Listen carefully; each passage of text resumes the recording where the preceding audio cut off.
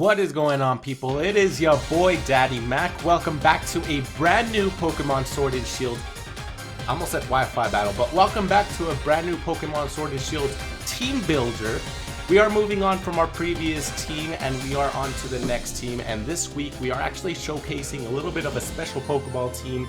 This is going to be a Love Ball team. These are some of my favorite Pokemon that are actually best fit, available at least in Pokemon Sword and Shield when it comes to the Love Ball. Love Ball Morpeko, man. Really slept on. Beautiful combination ball. This is going to be the first Pokemon within our team. Make sure you guys leave a like before we start this video. Be sure to comment down below on your thoughts, on the team. And also be sure to subscribe for more as we post Pokemon videos basically every single week. We did take a little bit of a break. We actually are bringing something new. We're not necessarily building around a Pokemon you can Dynamax, Gigantamax in particular too. We're going to build a pretty solid team overall, I feel like, though I do want to switch a little bit of the movesets. Not sure if I will implement that now or later. Now, with that being said and done, our first Pokemon, of course, is going to be Morpeko. We have 252 speed, 252 attack, and 4 defense. I really should have bred an Adamant Nature Morpeko. Given that our final move slot here, Aura Will, gives us a +1 speed advantage. So maybe it would have been best if I did do an attack variant with Adamant Nature and then just keep spamming Aura Will on certain situations. That would be pretty good, though it's a little bit too late for that. So we're running a Jolly Nature. Obviously, Hunger Switch is something that we have to run. There's no other ability available to Morpeko at this time. We're maxing out as much as we can, at least with this nature, the attack stat, and just throw forward EVs on any other stat, as it doesn't really matter. This is not a Pokemon that's meant to take some hits. So we did touch bases on Aura Wheel. The second move on our slot is Psychic Fangs. Given that there's some Corviknights running around, not Corviknights, some Grimmsnarl running around, if a Grimmsnarl is successful in setting up the screens that it's most famous for, and it switches out, we can try to predict that, or even later within a game, and hit it with a Psychic Fangs and just break those screens. That's actually pretty good. I've done it before, not necessarily with Morpeko, but I've also done it with Pokemon such as Bruxish, basically Sharpedo, things of that nature. The other move we have is a Fake Out. So basically Morpeko's role in this team is to function similar to what Togedemaru was hit and then switch out of there. Hit, switch out of there. Hit, retreat, hit, retreat. It's not going to be as fun as... This is going to be a fun set to use, don't get me wrong. It's not going to be as fun as Togedemaru though, given that Togedemaru is mostly driven on, Spiky Shield and its ability Iron Barbs to dish out additional damage. So it's not going to be as effective, but it's going to be a similar role. I think Morpeko is going to be a really good asset to this team, and Volt Switch probably should switch that into Nuzzle, given that we can get a free paralysis if we do, but Volt Switch is also good to give some pivot to this team. Something that it does have a good amount of within Cinccino and Serena, given that they're two fast Pokemon, but I also wanted to add that third pivot move with Volt Switch with the Morpeko. I know it's not going to do a whole lot of damage given that we're running a Jolly Nature, but it's still really the biggest goal I have with this is to just hit a Volt Switch and get the heck out of there. The item we are running is a Focus Sash, given that it's similar role to Togedemaru. We just want this thing to live at least once so we can fake out later on in the game, whatever the case may be. The second Pokemon we have is a Gardevoir. Choice Specs Gardevoir. This is going to be a little bit of a different EV spread, as you can see already.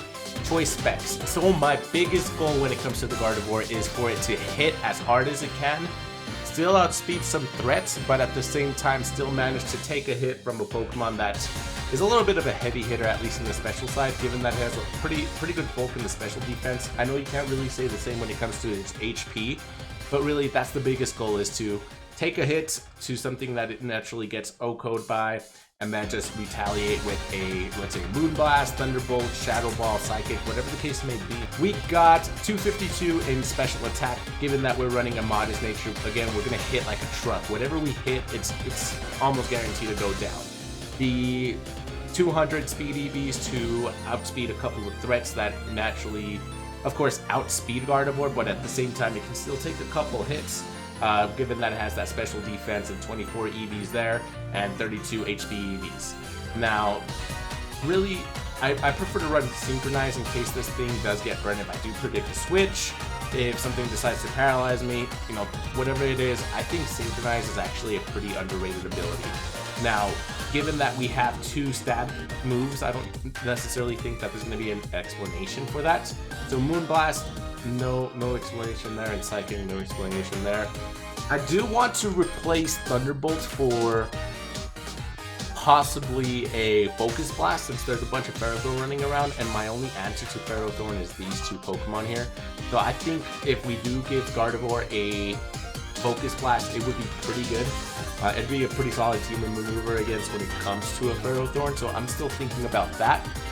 But really, the reason I chose these 2 moves is so I can catch up other Pokemon off guard, let's say a Water type, or obviously a Ghost type, since we go down naturally to other Ghost types. If we predict some kind of switch, that would be pretty nice, you know, things of that nature. Third Pokemon in this team is going to be a Milotic. Milotic is a really cool Pokemon, and given that this generation it's actually loaded with bulky Water types, I think Milotic is a little bit, I don't want to say underclassed, because that's not necessarily the best, the word I'm looking for, because there's Seismitoad running around in this generation, and there's Gastrodon running around in this generation. I just think Milotic is a little bit underrated, I think is the word I want to look for, because it's a really good Pokemon. It's really bulky, as you've seen in previous generations. It has the exact same potential in this generation. A little bit more, possibly, given that there's some Dragapult running around. Choice Specs not Gardevoir, Choice Specs Dragapult sometimes, Choice Scarf, whatever the case may be. You know, Milotic is not a bad Pokemon to bring in against a team that's running a Dragapult, for example. In this particular set, though, we are going to try to maximize the defense as much as we can. We are running the Marvel Scale ability. I have seen some sets that run a Flame Orb with it to trigger that Marvel Scale, but I'm not sure how I feel about that. I'd rather just try to get a burn and then recover it away. That's really one of the things I want to try to do with this Milotic. Given though our EV spread is mostly focused to the defense as well as nature, so we got 252 HP to maximize everything, as much hits as it can take. We have 252 defense with a bold nature to maximize how much physical damage we can take with this thing. Given that one of our Pokemon here, probably obvious to you guys, is going to be Assault Vested, so this is why the Milotic is more driven to take physical hits rather than special. We are running 4 in special defense though, and we are also running Mirror Coat in case we do run into a special attacker that threatens Milotic. Not necessarily threatens, because I'm not going to keep it in against a Toxtricity and just take a Thunderbolt to the face. But let's say a special attacker, I can live a hit, Mirror Coat it away, and that's a free KO for me. Now the second move that we're running is an Ice Beam, given that we can hit some Dragon types and catch those off guard. No need to explain the Recover or Scald, I feel like, because if we get a burn, this thing is just going to keep racking up some residual damage, and then just keep the longevity going with the Milotic. Now, the fourth Pokemon in our slot is going to be a Cinccino. Cinccino almost works as good as Cloyster does. It doesn't have access to Shell Smash, of course, but it does get access to Skill Link. Now, in this particular Cinccino here, we're going to maximize the speed as much as we can. I still want to try to outspeed those Pokemon that are base 100 speed. I want to try to catch up to, let's say, a fast Pokemon that's running a Modest nature or an Adamant nature, and just take advantage of that. And then we're running on max attack. We're going to run Skill Link, of course. Please don't do that. And then we are also going to run a pivot move with an U-turn. We got Bullet Seed to take advantage of the Skill Link. We got Rock Blast. We got Tail Slap, Stab, and then it's pretty good Pokemon. A lot of people have raged in the past when going into Cinccino. I find Cinccino a threat myself when I see one within a team because it's just underrated. I know it's undershadowed by Cloyster because Cloyster also gets Skill Link. It probably gets a little bit better moves cool with it, but Cinccino is going to do the job. And not necessarily as good, but almost as good. The fifth Pokemon in our slot is going to be a Choice Scarf Serena. Actually, let me go back really quick and just to maximize it out and point it out, we're running Choice Band. That's going to be a little bit of an annoying situation for a couple other opponents that we're going to be facing, I feel like, at least from experience. Now, the 5th Pokemon, back to this, is a Choice Scarf Serena. Given that the team is not the fastest in the world, I want to try to outspeed some Pokemon at the same time. With the Serena, of course, no need to explain the pivot within U-turn. We have High Jump Kick, which is a pretty good move when it comes to Serena in general, given that it has a little bit of I guess shallow move pool is the word I'm looking for. But High Jump Kick, you know, knocks out any dark types. Of course, Flame Up does the same thing.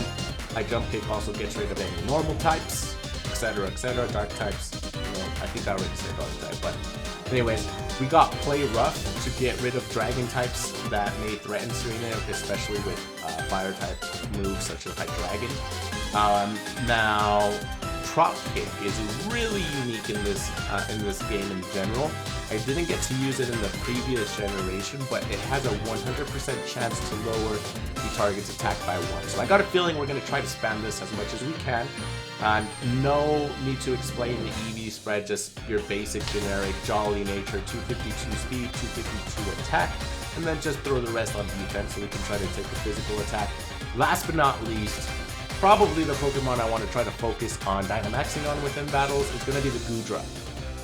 Right off the bat, I want to tell you that I kind of want to get rid of the... I'm not sure if it's going to be the Ice Beam or the Surf. Probably the Ice Beam. And then give this thing probably a Sludge Bomb, because it threatens Fairy types, or Thunderbolt. Not sure yet, but for now this is going to be our moveset. So we got Surf, try to threaten some Fire types, try to threaten some Ground types, Rock types. We got Ice Beam, also threatens... The reason I'm running Ice Beam in particular is to threaten any Dragon types, or any Flying types. Now I'm thinking of it, I should probably get rid of Ice Beam and just give it Sludge Bomb. Or Sludge Wave, better yet, and just get rid of any Fairy type weaknesses that Goodra had. Flamethrower, pretty generic. Almost every Dragon type Pokemon is going to carry Flamethrower if it's special. And then Draco Meteor. This is going to be our primary stab move. This is going to be the move we're going to try to spam as much as we can. I should probably run Sap Sipper, but I did breed a Gooey Goodra and never used a Gooey Goodra in my entire life. So we're going to try that out and see how it works out for us. Again, we have a little bit of a slow team, so hopefully Gooey does something good for us. But that is our team there. I know there's a little bit of nitpicking here and there and try to improve left and right. But you know, we're going to try it, and hopefully we get pretty far when it comes to these things. But nevertheless, make sure you guys leave a like. Thank you guys so much for watching. I really appreciate it. I really owe you guys a Pokemon video at this time. Secondly, I hope you guys had a very good Easter. Happy Easter. Hopefully you guys had a good day with your families. Hopefully you guys are staying safe and quarantined. You know, just doing the basic, you know, whatever you guys can do to get through this. But hopefully these videos are helping you, you know, get past the time that you have to get to. But anyways, make sure you guys leave a like, comment, and subscribe. I will see you guys on Friday with a Pokemon battle. So I'll see you guys next time.